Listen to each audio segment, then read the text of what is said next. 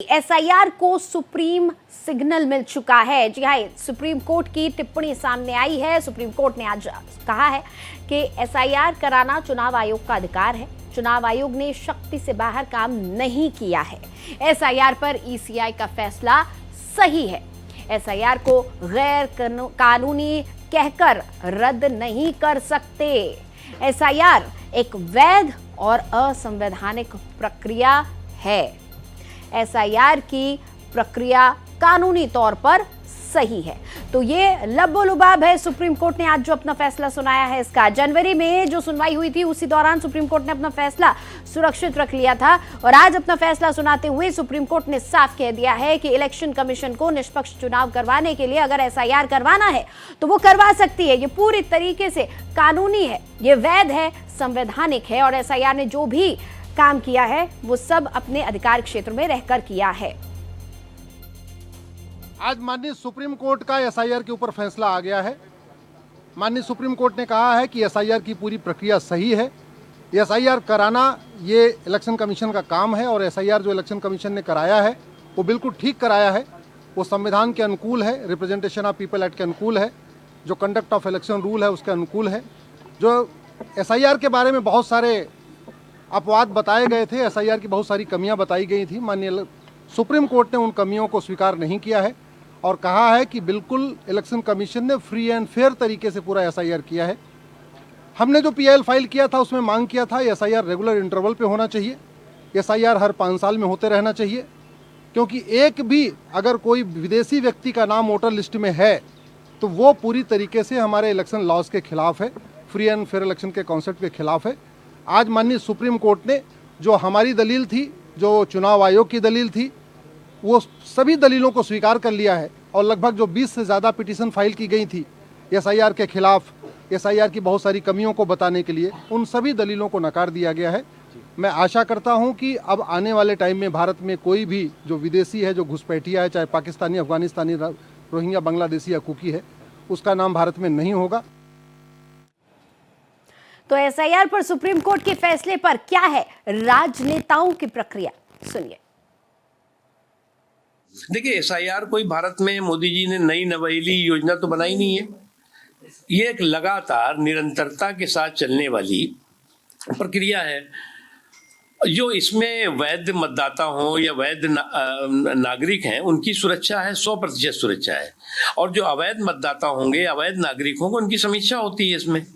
इसमें किसी तरह का कोई कंफ्यूजन नहीं है। लेकिन अफसोस की बात है कि कुछ लोगों की ये आदत हो गई है, कुछ लोग हिस्ट्री शीटर बन गए हैं कि हर मुद्दे पर कम्युनल कंफ्यूजन क्रिएट करो और कम्युनल कंफ्यूजन और काल्पनिक कंफ्यूजन के जरिए समाज में भय और भ्रम का भौकाल खड़ा करो। देखिए, डिटेल तो अभी देखा नहीं है, जो ऊपरी तौर पे जो जजमेंट के बुलेट पॉइंट्स आए, तो क्या ही कहूँ कि सुप्रीम कोर्ट से हमें उम्मीद थी। हमारी चिंता किस बात की थी और आप लोग भी वाकिफ हैं, आज भी लाखों लोग बंगाल में बाहर हैं, महज चंद 100 लोगों के हक में उनका इंक्लूजन हुआ। हमारी इंक्लूजन के बदले एक्सक्लूजन को लेकर के हमारा केंद्रीय सवाल था। हमने इलेक्शन कमीशन के अधिकार को चुनौती नहीं दी थी। खैर, अब माननीय सर्वोच्च न्यायालय ने ये कहा है तो डिटेल देखते हैं और क्या कहें, इसमें और कुछ कहने को बचता नहीं। सर्वोच्च न्यायालय के फैसले ने एक बार फिर साफ कर दिया कि लोकतंत्र को मजबूत करने और मतदाता सूची को पारदर्शी करने के लिए चुनाव आयोग को संवैधानिक अधिकार प्राप्त है। ये कौन कह रहा है? देश का सर्वोच्च न्यायालय कह रहा। मतदाता सूची शुद्धिकरण, ये एक सबसे बड़ी जरूरत है। विपक्ष ने जिस एसआईआर को लेकर भ्रम और भय फैलाने की कोशिश की, उस पर आज न्यायालय ने करारा जवाब दिया। अवैध घुसपैठ और बड़े पैमाने पर माइग्रेशन के बीच मतदाता सूची का शुद्धिकरण समय की आवश्यकता है।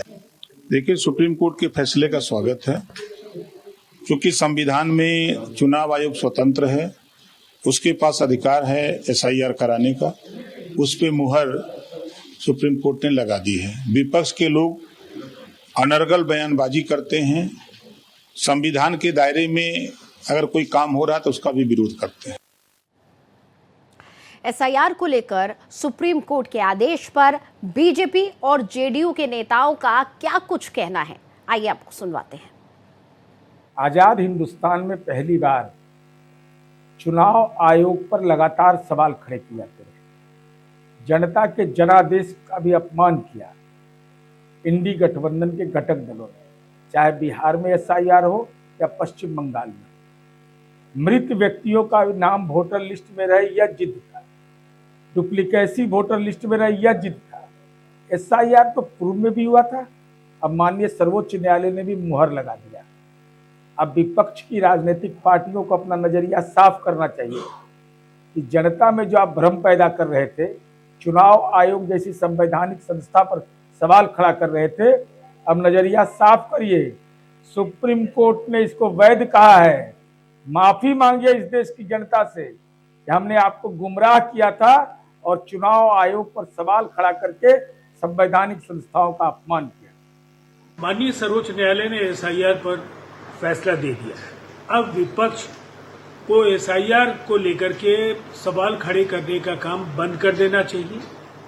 ऑनरेबल सुप्रीम कोर्ट ने कहा है कि जनसंख्या में वृद्धि और पलायन, इन दो वजहों से एसआईआर बेहद महत्वपूर्ण है और एसआईआर की प्रक्रिया बिल्कुल ही सही दिशा में है और आगे भी ये जारी रहेगा। मुझे लगता है इस फैसले के बाद अब विपक्ष की बोलती बंद होनी चाहिए और उन्हें एसआईआर की प्रक्रिया पर सवाल खड़े करने से अब खुद को चुप रखना चाहिए। सुप्रीम कोर्ट के चीफ जस्टिस सूर्यकांत की अध्यक्षता वाली बेंच ने आज एक महत्वपूर्ण फैसला दिया। एसआईआर की प्रक्रिया को सही बताया। एसआईआर की प्रक्रिया देश के लिए और संवैधानिक मूल्यों पर है, ये बात सुप्रीम कोर्ट के चीफ जस्टिस सूर्यकांत जी के द्वारा कही गई और विपक्ष की वैसी मानसिकता का अंत हुआ जो लगातार बाहरी लोगों को देश में प्रश्रय देने का काम करते हैं। सुप्रीम कोर्ट ने स्पष्ट कर दिया कि एसआईआर के माध्यम से ना किसी को नागरिकता मिलती है और ना ही किसी की नागरिकता छीनी जाती है। जो खबर सामने आई है वो ये कि सुप्रीम कोर्ट ने आज जब अपना फैसला सुनाया है तो ये साफ कर दिया है कि एसआईआर कोई गैर संवैधानिक नहीं है, जैसा कि तमाम लोग आरोप लगा रहे थे, जैसा कि इस याचिका में कहा जा रहा था। साथ ही साथ ये भी साफ कर दिया गया है कि ईसी ने जो कुछ भी कार्रवाई की है, जिस तरीके से एसआईआर करवाया है, वो सब कुछ न्याय संगत है और अपने अधिकार क्षेत्र में रहते हुए किया है। जी गोपाल, आज का जो सुप्रीम फैसला है, आज सर्वोच्च अदालत ने जो अपने फैसले में कहा है कि ये जो एसआईआर करवाया गया है ना तो ये गैर संवैधानिक है, ना ईसी ने अपने कानूनी दायरे से, अपने अधिकार क्षेत्र से बाहर जाकर कोई काम किया है और ना ही ये जो कानून, ये जो एसआईआर की प्रक्रिया है ये कोई गलत प्रक्रिया है, इससे किसी को कोई हानि नहीं पहुंचनी है, बल्कि अगर निष्पक्ष चुनाव करवाने हैं तो इलेक्शन कमीशन को अधिकार है कि वो एसआईआर करवा सके। ये सभी की बोलती बंद करने वाला फैसला है। आपने सही कहा क्योंकि सुप्रीम कोर्ट ने अपने फैसले में यह साफ कर दिया है कि जो एसआईआर प्रक्रिया चुनाव आयोग द्वारा कराई गई है वो संवैधानिक जो है दायरे में रह करके कराई गई है और उसकी संवैधानिक वैधता को बरकरार रखा है। सुप्रीम कोर्ट ने चुनाव आयोग से कहा है कि संदिग्ध नागरिकता से संबंधित जिनका नाम हटाए गए हैं उनको लेकर के 4 हफ्ते में सूची गृह मंत्रालय को भेजा जाए और गृह मंत्रालय उन सूची को देखे और आगे तय करे। कोर्ट ने यह मतदाता की नागरिकता तय नहीं कर सकता है क्योंकि नागरिकता तय करना गृह मंत्रालय का काम है। कोर्ट ने कहा है कि संदिग्ध मतदाता को पर्याप्त अवसर देने के बाद ही केंद्र सरकार नागरिकता पर अंतिम फैसला लेगी। तो ये कई ऐसे बिंदु हैं जिन बिंदुओं को लेकर के सुप्रीम कोर्ट ने स्पष्ट आदेश दिया है और इसके साथ ही यह तय हो गया कि अगर आने वाले समय में किसी अन्य राज्य में चुनाव आयोग एसआईआर करवाता है तो उस पर कोई रोक नहीं होगी क्योंकि वह संवैधानिकता के दायरे में रहकर वो कहीं ना कहीं एसआईआर करवाएगा। बिल्कुल गोपाल कृष्ण, आज के इस फैसले से कहीं ना कहीं सरकार के ऊपर जो आरोप लग रहे थे, इलेक्शन कमीशन पे जो आरोप लग रहे थे कि एसआईआर नागरिकता खत्म कर देगा, एनआरसी से उसकी तुलना की जा रही थी, इसको भी साफ कर दिया है। सुप्रीम कोर्ट ने जो फैसला सुनाया है उससे ये भी साफ हो गया है कि आप लोगों को कंफ्यूज करने की कोशिश मत कीजिए, एनआरसी और एसआईआर को मिक्सअप मत कीजिए। अभी थोड़ी देर पहले योगेंद्र यादव जो सामाजिक कार्यकर्ता है उन्होंने एक ट्वीट किया है और कहा है कि हमें आज जाना चाहिए था, क्योंकि आज बड़ा फैसला था। मैं खुद उस मामले में याचिका करता था, लेकिन हम इसलिए नहीं गए कि सब कुछ पहले से तय था। यानी कि सुप्रीम कोर्ट के फैसले के ऊपर कहीं ना कहीं उन्होंने एक सवाल खड़ा उठाया है, लेकिन सुप्रीम कोर्ट ने यह साफ कर दिया कि जो दलीलें दी गई थी और कहा गया था कि आधार को नहीं माना जा रहा है, अन्य दस्तावेजों को नहीं माना जा रहा है, 65 लाख लोगों को जो बाहर किया गया है उसको लेकर के उंगलियां उठाई गई थी, तो सुप्रीम कोर्ट ने उन सभी आरोपों पर विराम लगा दिया है। बिल्कुल, और कहीं ना कहीं इन तमाम आरोपों पर, सवालों पर आज अंकुश सुप्रीम कोर्ट ने लगा दिया है। बहुत शुक्रिया इस तमाम जानकारी के लिए गोपाल आपका।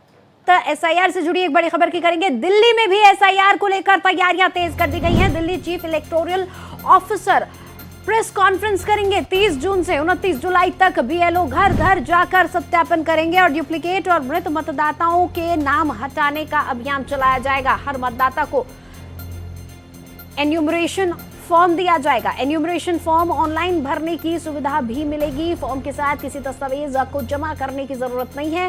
5 अगस्त को ड्राफ्ट वोटर लिस्ट जारी होगी। 5 अगस्त से 4 सितंबर तक दावे और आपत्तियां दर्ज होंगी। अंतिम वोटर लिस्ट 7 अक्टूबर 2026 को प्रकाशित की जाएगी। तो बड़ी खबर आपको बता रहे हैं, आज ही सुप्रीम कोर्ट ने एसआईआर की प्रक्रिया को वैध बताया है और सभी सवालों और आरोपों पर अंकुश लगा दिया है। तो वहीं दिल्ली से एक बड़ी खबर तुरंत बाद आई है कि दिल्ली में भी जल्द एसआईआर होने वाला है। और इस खबर पर ज्यादा जानकारी के साथ मेरे सहयोगी हिमांशु दुबे हमारे साथ जुड़ चुके हैं। सीधा उनसे बातचीत करते हैं। हिमांशु, आज ही सुप्रीम कोर्ट ने बिहार एसआईआर को लेकर कह दिया था कि एसआईआर करवाना ईसी का अधिकार है और सब कुछ न्याय संगत हुआ है, और उसके बाद दिल्ली से ये बड़ी खबर आ रही है कि बहुत जल्द दिल्ली में भी एसआईआर होने जा रहा है।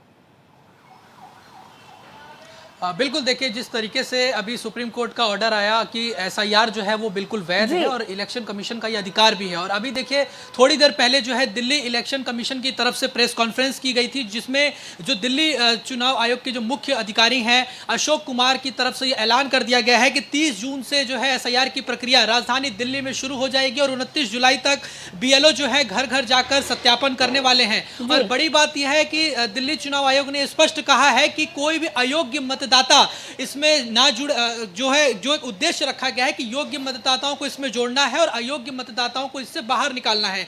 यानी कि जैसे कि कोई अगर मृत है तो उसका इसमें नाम नहीं, उसका नाम इसका हटा दिया जाएगा। अगर कोई दिल्ली छोड़कर दूसरे स्टेट में चला गया, यानी डुप्लीकेट अगर है किसी का दूसरे राज्य में भी है तो उसका यहाँ से हटाया जाएगा। और अगर कोई दूसरे देश की नागरिकता है तो उसका एसआईआर में नाम नहीं होगा। यानी कि कुल 5 क्राइटेरिया रखी गई हैं। और बड़ी बात यह है कि सभी राजनीतिक दलों को भी इसमें विश्वास में लिया गया है और इलेक्शन कमीशन की तरफ से स्पष्ट कहा गया है कि बिल्कुल निष्पक्ष तरीके से दिल्ली में चुनाव आयोग जो एसआईआर की प्रक्रिया है वो कराई जाएगी। और देखिए हर मतदाता को जो है बीएलओ वो एन्यूमरेशन फॉर्म जो है वो देगा और जिसको भरने के बाद जो मतदाता है वो वापस करेगा। और बड़ी बात यह है कि ऑनलाइन भी सुविधा दी गई है, यानी कि अगर कोई मान लीजिए अपने घर पर नहीं मौजूद है और वो गाँव चला गया है तो वो ऑनलाइन भी भर सकता है फॉर्म को। यानी कि ऑनलाइन व्यवस्था भी वेबसाइट पर जाके, जो दिल्ली चीफ इलेक्शन कमीशन की वेबसाइट है उस पर जाके वो ऑनलाइन भी फॉर्म भर सकता है। कोई अलग से डॉक्यूमेंट्स की इसमें आवश्यकता नहीं है। तो देखिए दिल्ली में भी अब एसआईआर प्रक्रिया शुरू हो गई है। और बड़ी बात यह है कि 5 अगस्त को ड्राफ्ट जो है वो वोटर लिस्ट जारी होगी जी, और 7 तारीख को फाइनल जो है, 7 अक्टूबर को अंतिम वोटर लिस्ट जो है वो दिल्ली में पता चल जाएगा कि एसआईआर को लेकर, यानी कि 5 अगस्त से लेकर 7 अक्टूबर तक का समय है। अगर किसी को दोबारा से कोई दिक्कत पेश आती है तो वो दोबारा से कांटेक्ट कर सकता है और अपना नाम जुड़वा भी सकता है अगर वो वैध नाम होगा तो। बहुत शुक्रिया हिमांशु इस तमाम जानकारी के लिए आपका।